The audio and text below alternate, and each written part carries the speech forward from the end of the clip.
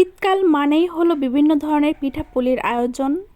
আর এই পিঠাপুলির মধ্যে মেরা পিঠা বা ভাপা ছাইনা পিঠাটা কিন্তু অনেক জনপ্রিয়। বিভিন্ন অঞ্চলে এই পিঠাটাকে বিভিন্ন নামে ডাকা হয়, তবে যে যে নামেই ডাকুক না কেন এই পিঠাটা কিন্তু খেতে হয় খুবই মজাদার আর তৈরি করাও খুব সহজ। আজকে মেরা পিঠা তৈরি করার জন্য আমি চুলায় একটি প্যান বসিয়ে দিচ্ছি 1 কাপ পানি। এর মধ্যে দিচ্ছি হাফ কাপ খেজুরের গুড়। গুড়টা আপনাদের টেস্ট অনুযায়ী দেবেন। এখন কিছু সময় নেড়েচেড়ে জাল দিয়ে গুড়টা গলিয়ে নিচ্ছি। এর মধ্যে দিচ্ছি 1 কাপ কুচি করা নারিকেল আর হাফ কাপ কুরানো নারিকেল। এই পিঠাটার মধ্যে নারকেলের পরিমাণটা একটু বেশি হলে খেতে ভালো লাগে। এখন এই গুড় আর নারিকেল আমি কিছু সময় জাল করে নিব। জাল করা হয়ে গেছে, এখন চুলাটা বন্ধ করে এগুলো একটু ঠান্ডা করে নেব। এখন এর মধ্যে দিচ্ছি হাফ কাপ গরুর দুধ, দুধটা আগে থেকে জাল করে রেখেছিলাম, আর দিচ্ছি স্বাদ মতো লবণ। এখন সবকিছু একসাথে জাল করে আমি বলক তুলে নেব।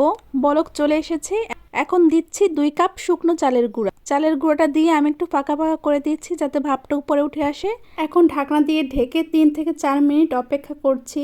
4 মিনিট পরে ঢাকনাটা তুলে নিচ্ছি। এখন খুব ভালোভাবে নেড়েচেড়ে চালের গুঁড়াটা সিদ্ধ করে নিচ্ছি। আমরা রুটি তৈরি করার জন্য যেভাবে সিদ্ধ করি সেরকমভাবে সিদ্ধ করলেই হবে, তবে খেয়াল রাখতে হবে কোনো অংশ যেন কাঁচা না থাকে।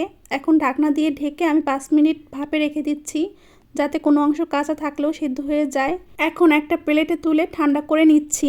বেশি ঠান্ডা করার প্রয়োজন নেই, একটু গরম থাকা অবস্থায় আটাটা মথে নিতে হবে। আমি খুব ভালোভাবে আটাটা মথে নিচ্ছি। এই ডোটা বেশি নরম হবে না আবার বেশি শক্ত হবে না। আমার ডোটা পারফেক্টভাবে মথে নেওয়া হয়ে গেছে। এখন এখান থেকে আমি অল্প অল্প করে ডো নিয়ে পিঠাগুলো তৈরি করে নেব।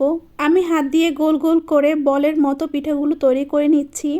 আপনারা চাইলে যে কোনো শেপে পিঠাগুলো তৈরি করতে পারেন, আবার পিঠা তৈরি করার সাজে দিয়েও এই পিঠাগুলো তৈরি করতে পারেন।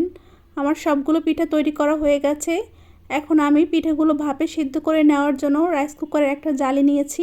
এর উপরে একটু অয়েল দিয়ে ব্রাশ করে দিলাম যাতে পিঠাগুলো লেগে না যায়।